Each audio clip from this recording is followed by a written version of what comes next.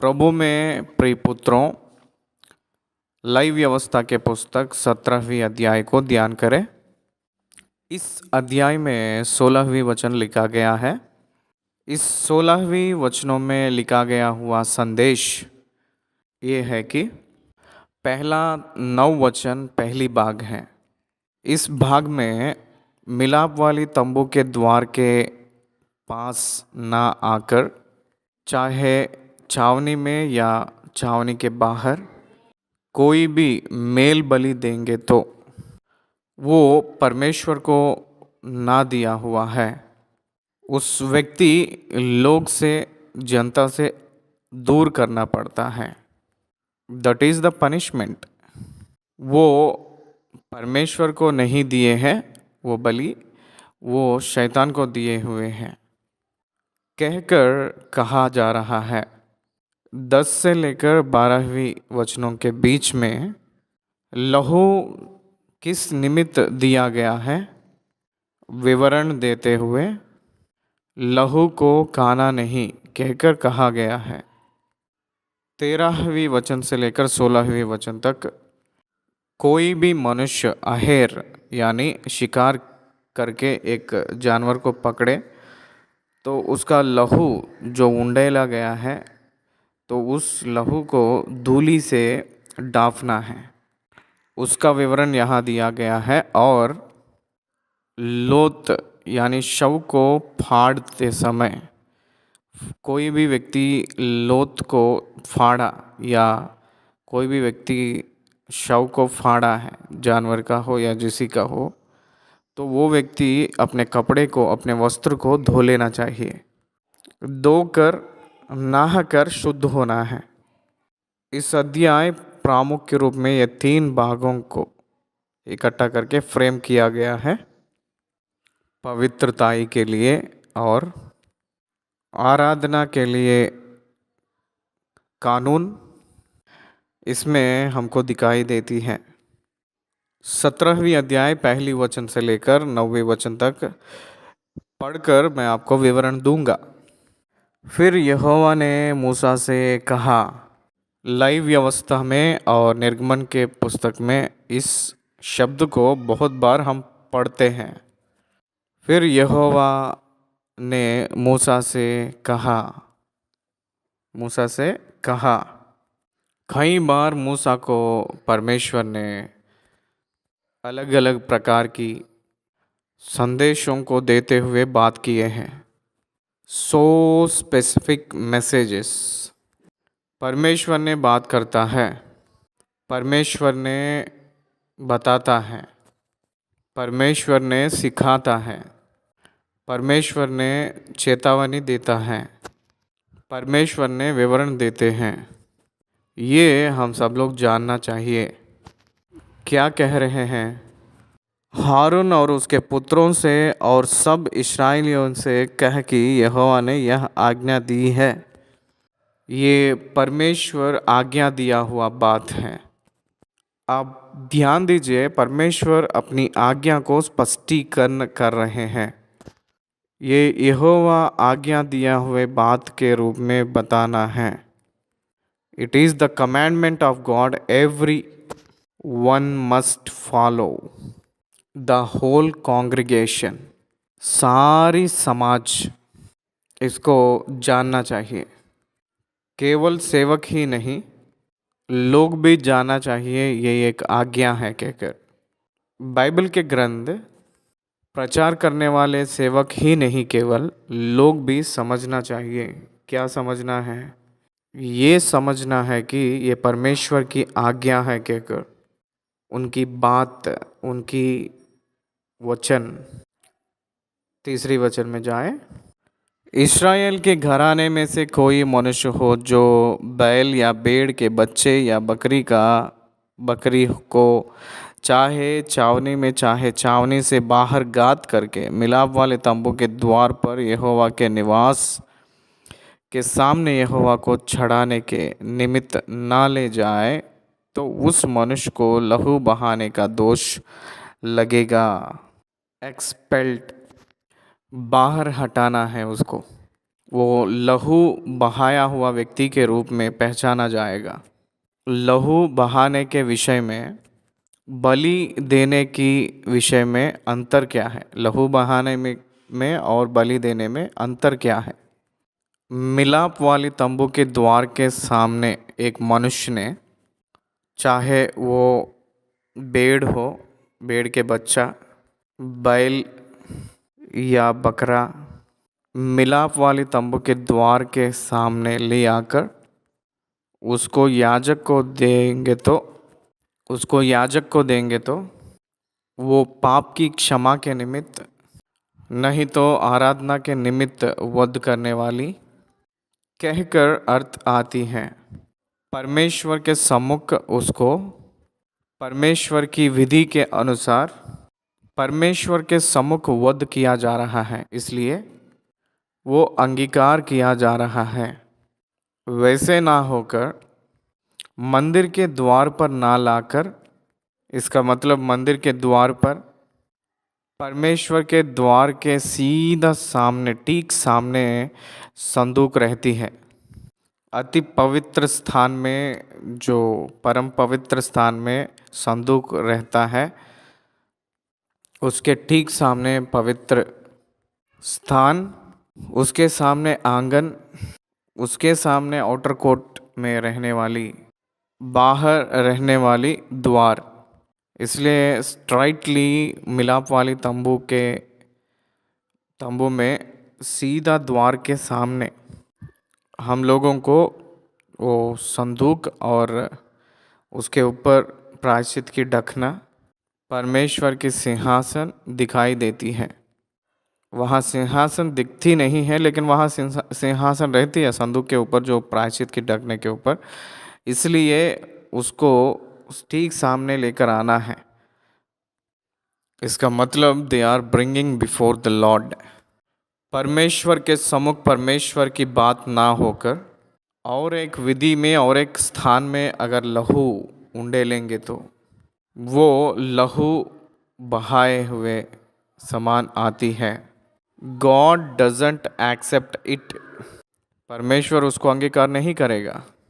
वो एक हत्या के रूप में ही निर्धारित होगी। जानवर ही है तो भी वो अपराध ही होगा, वो दोषी ठहराया जाएगा। कोई भी लहू हो तो भी परमेश्वर अंगीकार नहीं करेगा। लहू बहाने के काम मिलाप वाले तंबू के द्वार के सामने नहीं होकर और कहीं भी होता है तो परमेश्वर उसको अंगीकार नहीं होता, अंगीकार नहीं करते हैं परमेश्वर ने। इसलिए उसके बारे में कह रहा है, यहाँ विवरण दे रहे हैं। 5वीं वचन, इस विधि का यह कारण है कि इस्राएली अपनी बलिदान जिनको के खुले मैदान में वध करते हैं, वे उन्हें मिलाप वाले तंबू के द्वार पर याजक के पास यहोवा के लिए ले जाकर उसी के लिए मेल बलि करके बलिदान किया करे। बलि देने जानवर को बाहर वध नहीं करना है। बलि देने वाले जानवर हमेशा मिलाप वाली तंबू के द्वार के सम्मुख सामने ही दिखाई देना है, बाद में ही उसका वध किया जाएगा।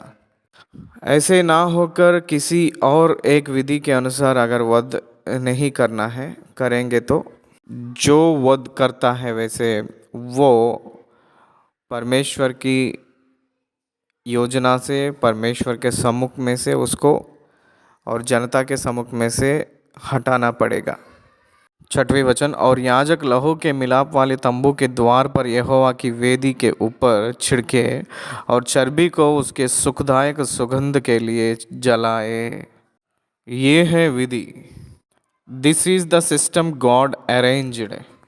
वे जो बकरों के पूजक होकर व्यभिचारी करते हैं, वे फिर अपने बलि पशुओं को उनके लिए बलिदान ना करें। तुम्हारे पीढ़ियों के लिए यह सदा की विधि होगी। शैतान को वध किए समान। इसका मतलब ये है कि ये पूर्व में मिस्र देश में जब ये लोग रहते थे, वहाँ मिस्र देश के वासियों को देखकर वहाँ के मूर्ति का पूजाओं का ज्ञान, मूर्तियों का पूजा का जो व्यवहार कैसे करते हैं वो पूरा ये लोग देखकर याद रख लिए हैं दिमाग में। वो सब शैतानों को दिया गया हुआ बलिदान कहते हैं। परमेश्वर को पाप की क्षमा के निमित्त, परमेश्वर को आराधना के निमित्त देने वाली बलिदान अलग है। परमेश्वर को ना होकर परमेश्वर कहकर नाम जो जिसने रख लिया है उसके लिए बलि देने का जो कार्यक्रम है वो अलग है। उसको शैतान को दिया गया हुआ बलि कहकर परमेश्वर निर्धारित किए हैं। पहली कुरिन्थियों के पत्री 10वीं अध्याय 20 और 21 अध्याय वचनों को मैं एक बार पढ़ रहा हूँ। नहीं वरन यह कि अन्य जाति जो बलिदान करते हैं वे परमेश्वर के लिए नहीं परंतु दुष्टात्माओं के लिए बलिदान करते हैं। और मैं नहीं चाहता कि तुम दुष्टात्माओं के सहभागी हो। तुम प्रभु के कटोरे और दुष्टात्माओं के कटोरे दोनों में से नहीं पी सकते। तुम प्रभु की मेज और दुष्टात्माओं के मेज दोनों के साझी नहीं हो सकते।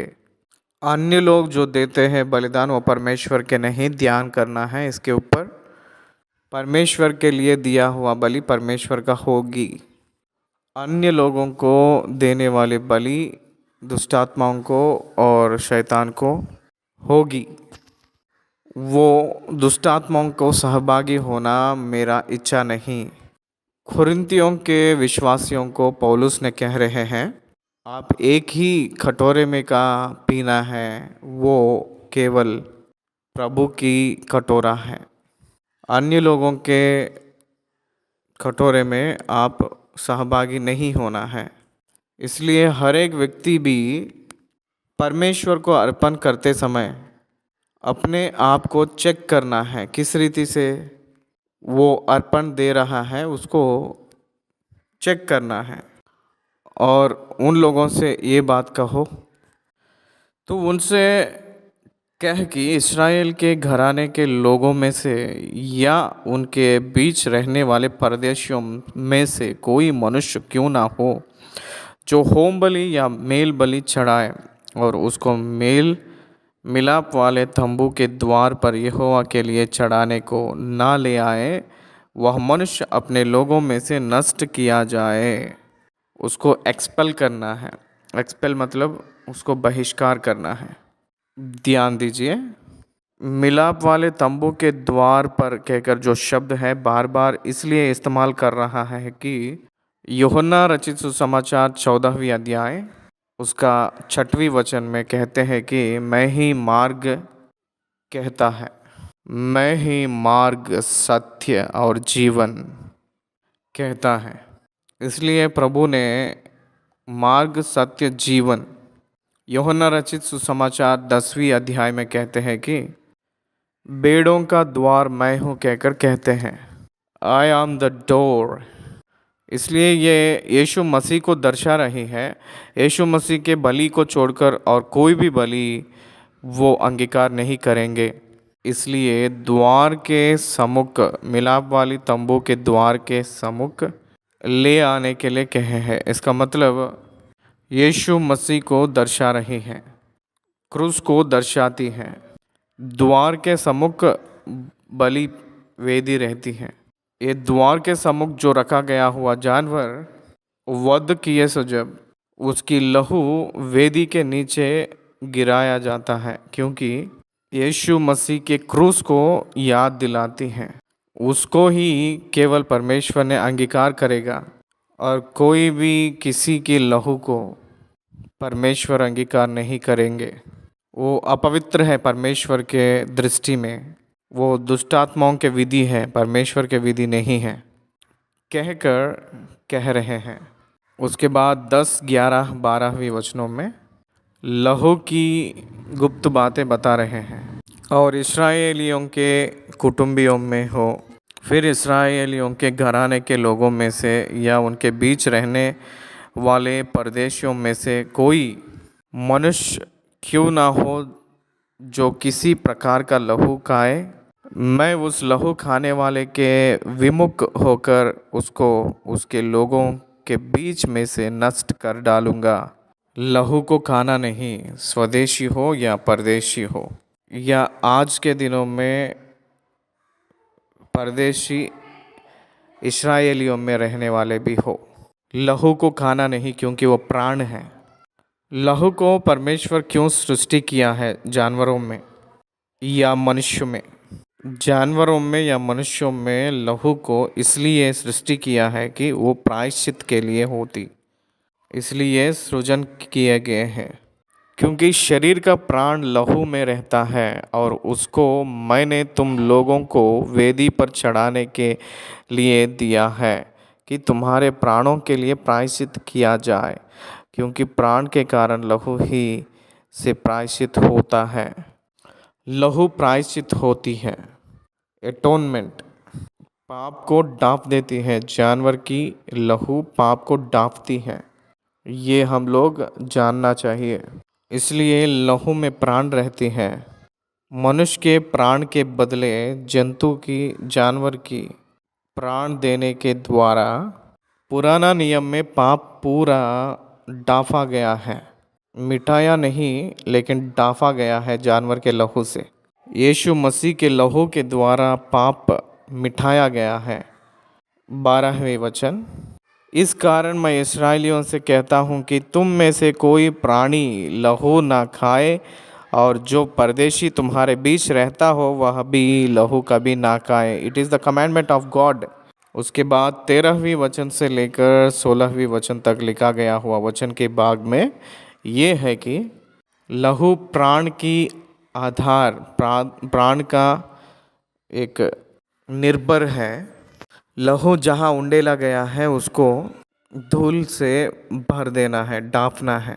और इस्राएलियों में हो या आप लोगों में हो, परदेशी भी हो, इस्राएलियों में से या उनके बीच रहने वाले परदेशियों में से कोई मनुष्य कोई ना हो जो आहेर करके खाने के योग्य पशु या पक्षी का पकड़े, वह उसके लहू को उंडेल कर धूली से ढाँप दे।